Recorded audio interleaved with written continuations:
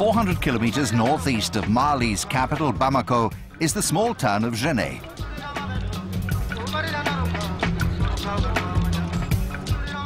In the heart of its trading center is the Great Mosque, the largest mud brick building in the world and one of Africa's most recognizable landmarks.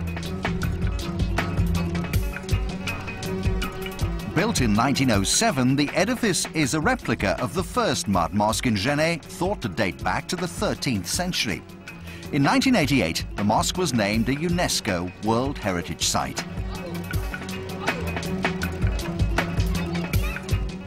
In a country where 90% of the population follow Islam, the Great Mosque, built from the mud of the nearby Bani River, is Mali's most important place of worship.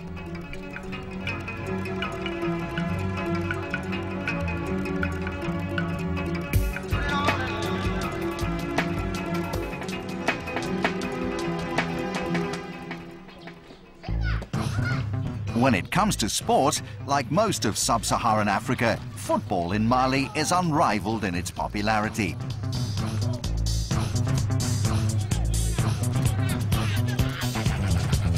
Mali didn't play a World Cup qualifier until the year 2000. However, their influence on the game started in the 1960s, when the country's greatest player became one of the first true stars of African football. Salif Keita left Mali in 1967 to move to French giant Saint-Étienne. While playing for Les Verts, Keita scored 125 goals in 149 games, helping them to 3 league titles.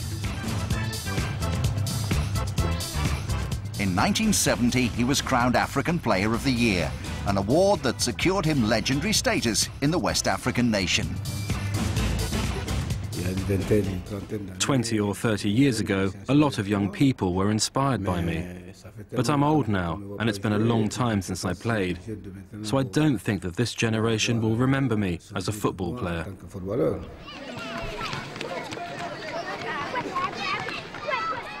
Even if Mali's current generation of aspiring players hasn't heard of Salif Keita, it was his success in Europe that undoubtedly opened doors for his compatriots to follow in his footsteps.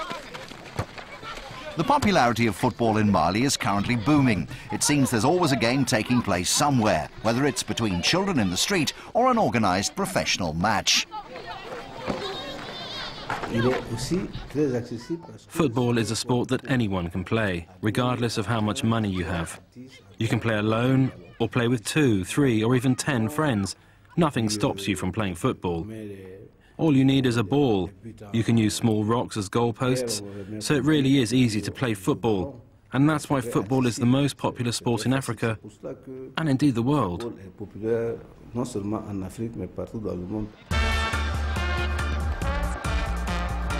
Following his retirement, Keita opened a football academy in Bamako in 1995 called the Centre Salif Keita. It's Mali's most successful training center and has produced current stars Seydou Keita, who plays for Barcelona, and Mamadou Diarra of Real Madrid.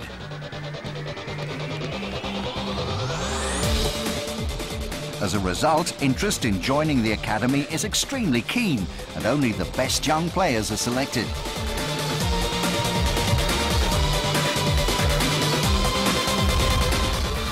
ABOUBACAR Toungara is one of the centre's top prospects. The midfielder is being tipped for a bright future.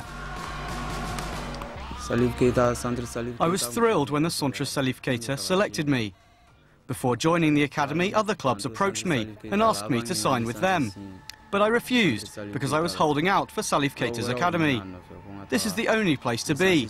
It's an academy and it has a team in Mali's top league. So the chances of developing here are really good. Despite the centre's reputation for excellence, Salif Keita believes that all football academies in his homeland should be doing more to nurture the country's raw talent. We need more academies, and they need to be better organised. I say this honestly, talking about even my own academy. We should be much better structured than we currently are. We've proven that we can produce world-class players, and I think that if we were able to invest more money and organise ourselves in a more professional manner, then we would produce many more great players than we currently do. All young players like ABOUBACAR train at the centre 4 or 5 days every week. Gaining a place at the country's most famous centre for talented young players means that ABOUBACAR is one step closer to his dream of playing professional football in Europe. First, I would like to play in France, as the French league has many African players, and it's a strong league. And then, my dream is to play for Chelsea. I love Chelsea. They have lots of African players, and my ultimate goal is to be a top player with them. Although all young players like ABOUBACAR will dream of playing for the world's top clubs, inevitably there are thousands who will not make it that far. In terms of domestic football, Joliba are Mali's most successful club side, having won the national title on 21 occasions. Cheikh Oumar Batili is Joliba's goalkeeper and a regular member of the national squad. Salif Keita started it all in Mali. He was probably the first African footballer to be famous, and he was Malian. I think it's important for youngsters today to be realistic now that football is all about fame and money. However, players like Salif Keita played for respect, and that's a great lesson because you can be a player with a good career here in Mali. Not everyone can be an international superstar. When we were in Bamako, Joliba had a match against an army team from the city.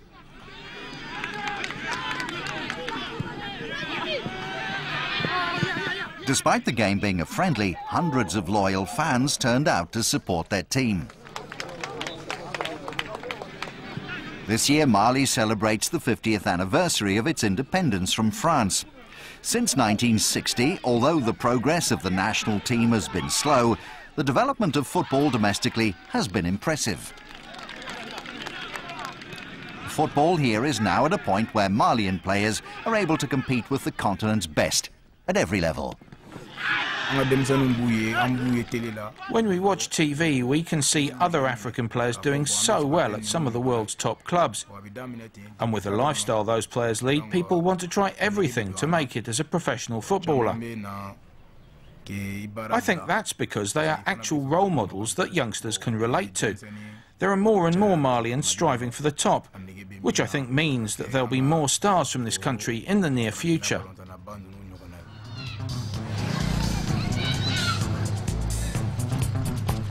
In a year when the African continent will host the FIFA World Cup for the first time, the popularity and development of the game in Mali shows little sign of slowing down.